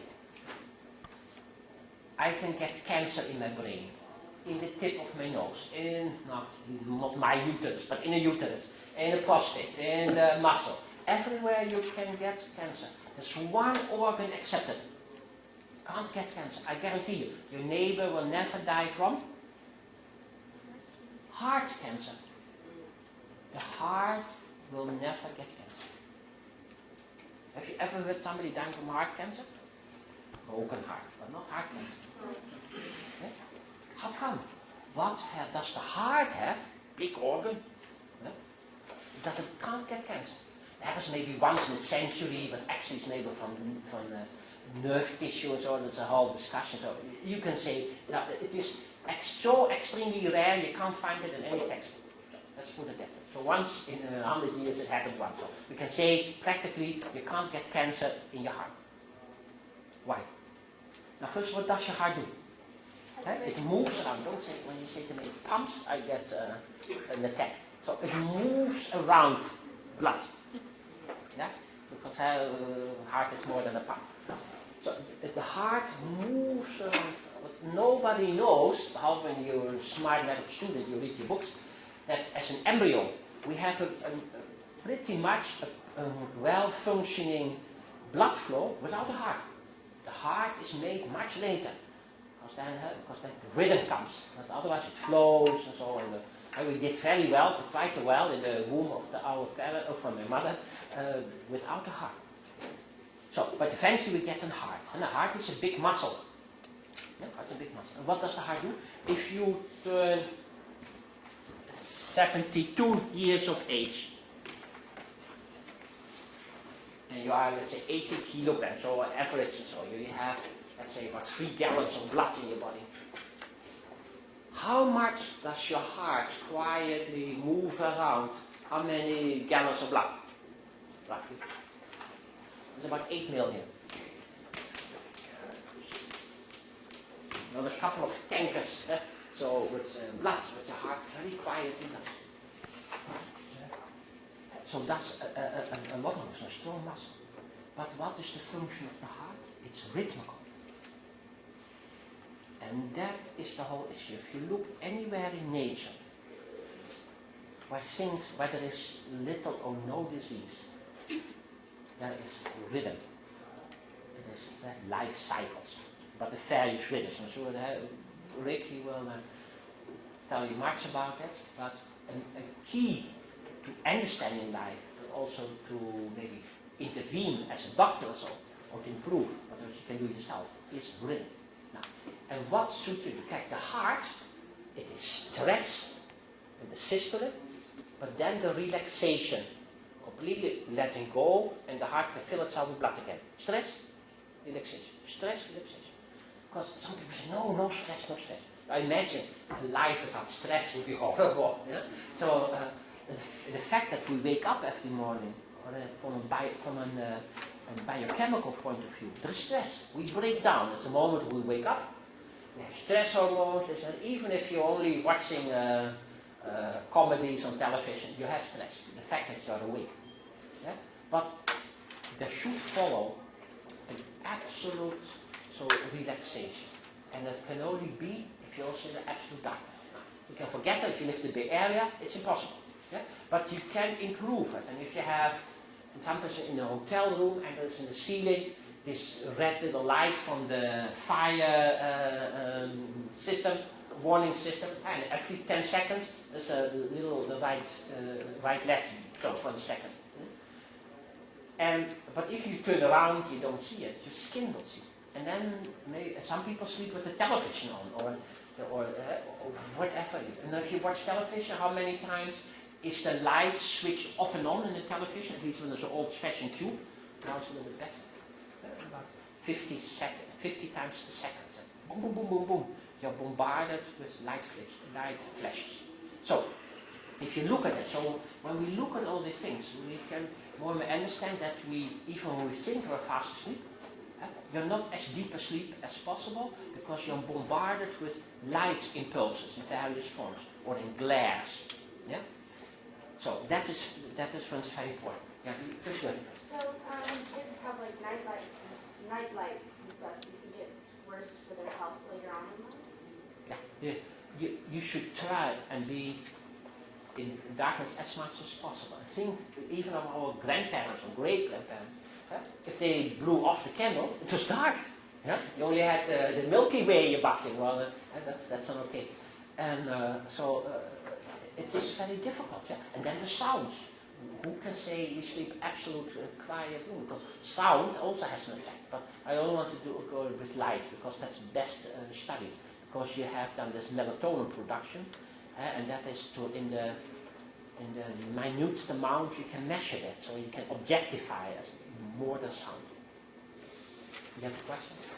Is it just flickering light or is it Sorry? constant? Is it just like a flickering of light or just a constant Well, light? anything. Also constant glare. Yeah? So if you have a street lamp in front, I don't know how many people really have curtains and that they really don't let light through. Yeah? So, well, I won't make home visits, but I think that most of you say, yeah, I sleep in the light, in the dark, that I would find sources of light which would still interrupt. And you'll see people who have from just this little light off and on from the fire warning system. They have less good REM sleep. And then those who take a sleeping medication, about 30% of all Americans take sleeping medication. And you never have then a deep REM sleep because you don't remember maybe much, but doesn't mean you're fast asleep when you take most of the sleeping medication. So you interrupt things, and therefore just all, and that is also interesting when you look. There's recently an article published, all kinds of illnesses in the United States, but also in the Western world, and many of them in decline. Also, death of pneumonia went down 68%. Almost anything, there's great progress. Heart and vessel disease, great improvement. The only disease which actually gets worse and worse is cancer. Despite trillions of dollars spent, so it only gets worse. And so we must look, what is it? And maybe there are just little changes, and if you rent an apartment where you can really, when you have blinds and it's really dark, things like that. Just I'll give you only one example, because it's your life, it's your nutrition. But on the other hand, you should not become obsessed with it either. I know people who take 2 minutes after 12 the parsley juice, and then 4 minutes after 2 pomegranate fermented with garlic or so on. But I don't think that will then save you. It is, And there must be a breathe like a heart. You must have, when you eat, also take care of your food, but then don't forget. Okay, so mistletoe. It is a very commonly used medication and well proven. Well proven, great benefit, a large cohort study in all solid tumors. And it's cheap. It costs $4 or $5 per week to treat yourself. And that's also probably why it hasn't made the market. Can I say one more thing? How many people of you believe that red wine is good for your heart? Now, you know quite a few people who know this, and they take. So, can I tell you it's a brief? There was one example of fraud in medicine. Okay. Because I've seen the data, although I couldn't say behind the comma now the percentage anymore. I'll tell you the story. The study was published already a while ago, 15 years ago, 16 years ago. There was a study down in France. And first of all, by whom was the study completely paid for? The Ministry of Agriculture in Paris. Oh, well. We didn't know they had so much money, didn't they? So, and then of course they showed that red wine, French red wine, would be good for your heart. So, and indeed for several years the export jumped and so on. Because what is the date? So they did the study 25 years ago, for 20 years ago. Especially those days, who of you have ever been in southern France? What do all people do? They drink wine, and what do they otherwise with the wine? Yes. Glasses, yeah? They smoke. Now, what does nicotine do?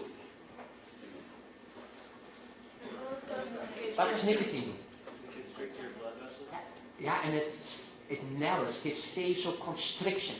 So anybody who smokes always has cold nose, tip of the nose, cold earlobes, cold hand, cold feet and so, because it gives a decreased blood flow, because the blood vessels become narrower. Yeah, because people often in the wild have also pale in their skin. What does alcohol do? Who of you have ever watched a person drinking 2-3 glasses of wine? What can you see? Yeah, they get a red face. Because the poison, the alcohol is a poison, also for your immune system, but also for all the smooth muscle in your blood vessels. So all these muscles, smooth muscle cells, they give up, and then I get a vasodilatation. I open my blood vessel. That's why people feel nice, warm, that face, that if you're inhibited, you're shy, then you don't feel shy anymore, you can flirt better. And that's why we drink alcohol. So it's also good for your heart. Now, what is the data?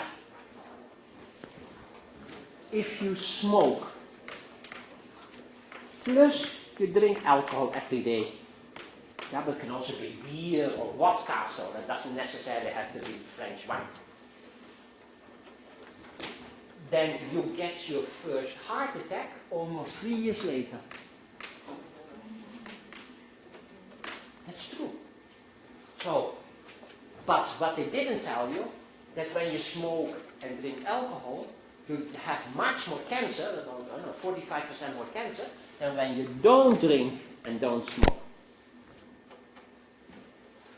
That, of course, was in tablets. Yeah? So, but if you say it's good for your heart, you get your heart attack 3 years later, that is that actually sort of true, but only the half of the truth. Yeah? Because also many more people can't even get a heart attack because they have the cancer. Yeah?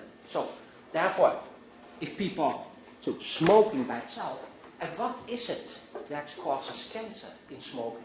Does tobacco cause cancer? Yeah. The fact that you burn. So anything you burn, so when it's smoked, you smoked salmon. Huh? Some people think it's healthy. Well, as long as it's smoked, so the tar, as I said, anything that's smoked, it's very carcinogenic. Or barbecue, or anything with ashes. So soon in the European Union you can't have pizza anymore in an open fire, made in open fire, because the ashes and the smoke, it happens once, you think you're safe. But if you go directly, it is increased risk for cancer. So if you have your smoked salmon in the European Union, it has a smoked taste, but it has never been smoked. Yeah? Because there is anything which has been burned is carcinogenic. Because then what they call tar, what is black. So anything you, dus therefore barbecue, you see so in the United States, that stomach cancer and esophageal cancer goes down, not rapidly, but so goes down, the new cases every year, except in the populations, minorities in the society, which have as part of their culture, for any party, any celebration, barbecue. Yeah? And then you are more exposed to what is burned, and then you have, then there is the stable, that doesn't go down, the decrease of esophageal or stomach cancer. So therefore, then you protect your heart much better, and your chances of cancer are not increased if you don't smoke and don't drink alcohol. And alcohol is a poison. How you turn it, it is poison. Yeah?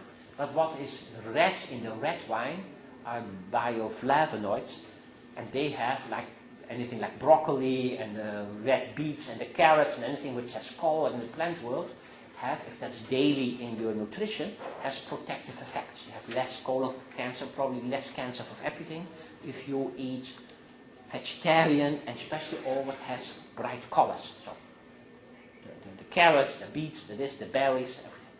Yeah. So okay, one question, and I stop. Yeah. So going back to raising the temperature, a fever that helps to promote the immune system. Does someone that saunas regularly, does that have the same effect in that you're kind of inducing a higher body temperature? Well, this is how let me answer it with this one. And then we'll stop. It is so. And that reflects also still my generation. When I went in high school, I can't tell you how long ago that was, but anyway, when I went to high school, I'm a baby boomer, so I was in a class with 68 kids. Yeah? And no teachers complained, and we were all good, and I had no problems with order and so on. Okay, so 68 kids, and there was one who had hay fever. And in the spring he had to sneeze, and when the tulip bulbs and so on in Holland, so that we all make jokes and so on. So. Now, how many teenagers have, for instance, hay fever? At least a quarter. Yeah? How many people have all kinds of allergies? They can't eat nuts, or not kiwi, or not that, or so and so. But 50%. Now, there is a significant and rapid increase of allergies. How come? Why? Within a generation. That can be. Are we suddenly all not as healthy anymore or so? Increase of cancer. It's not because we can diagnose better. That has maybe 1-2% to do with it. But now, this is the case. When I grow up, I may be really fully matured physically when I'm 18, 19, 20 years old. But not all my different organ systems mature at the same time. For instance, my brain, at least in an anatomical way, already when around age 3. Yeah? My genitals, a woman when she's maybe 12, and a boy maybe when he's 14. So, but then it's ready. Muscle and the skeleton, not until you are 17, 18, 20. Yeah? So each organ system, each part in the body has its own time of ripening, of maturing. And that's also for the immune system. Now, imagine I would have here a boy and I would only let him sit on the chair and lay in bed. What would happen with the development of his muscle? Nothing, atrophy. Not much. Also, the skeleton would be not well developed. So he must run, do things. That's also for the immune system. When you grow up, you must extensively and intensively use an organ system in order that it can mature. Now we know for sure, it is good data, that this is time. Here is birth. That before age 6, as a child, I should have 4,7. So that means 5 times before age 6. High fever.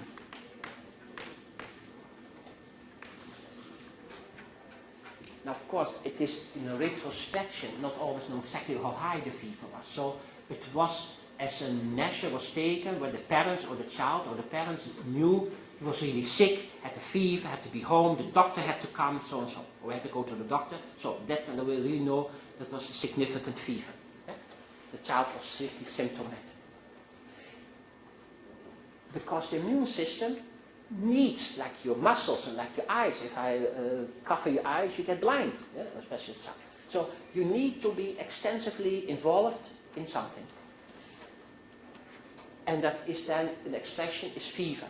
And it turns out, if you didn't have at least 5 times really nice fever before age 6, when you change your teeth, your immune system is less able to develop. And then once you enter puberty, so 14, you have a significant increase in allergies. Plus, a lot of data strongly suggesting at earlier age and more often cancer.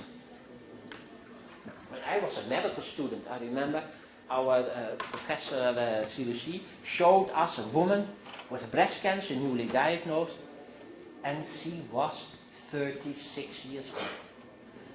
And that was so exceptional at that age, so young, because breast cancer was still in the 60s and the 70s, a disease and form of cancer of the middle-aged and really elderly women.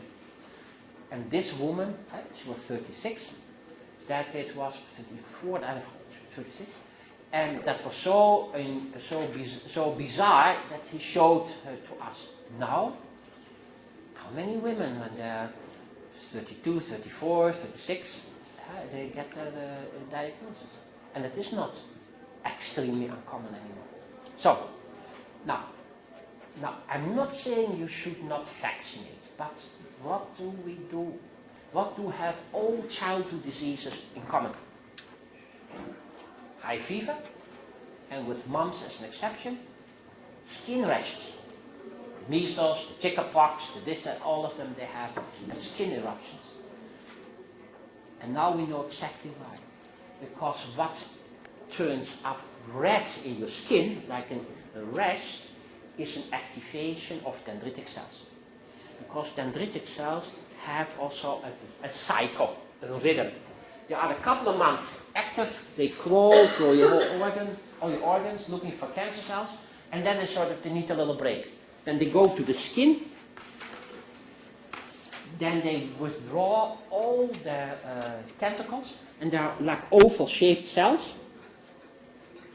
For a couple of weeks to a couple of months, nobody knows exactly, and then they start working again. But they have and now, when I'm still young and I have to develop my immune system, I have an abundance of dendritic cells which have never really come into action yet. And now, the skin rash is a sign that they're very much activated. That could then explain that I'm better adapt to fight cancer later in life. Yeah? So, therefore, but of course now we know we vaccinate also for disease. You know, measles maybe is maybe not completely without risk, but chickenpox. So all these things, you must always think, what do we do? Maybe if we vaccinate, we make it late in life. I rather have my child be sick, have chickenpox for a couple of days, but the chances to get cancer much smaller than the other way around. So there's a lot of shifts going on. But still, we are taught to believe that fever is bad and should either suppress. And I think if you do that, especially in children, I'm not saying you shouldn't look what is the reason, but I think we should not think or be conditioned to saying fever equals being bad. You must suppress. Okay.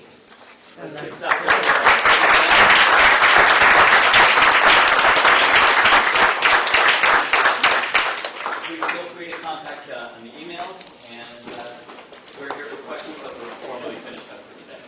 Thanks.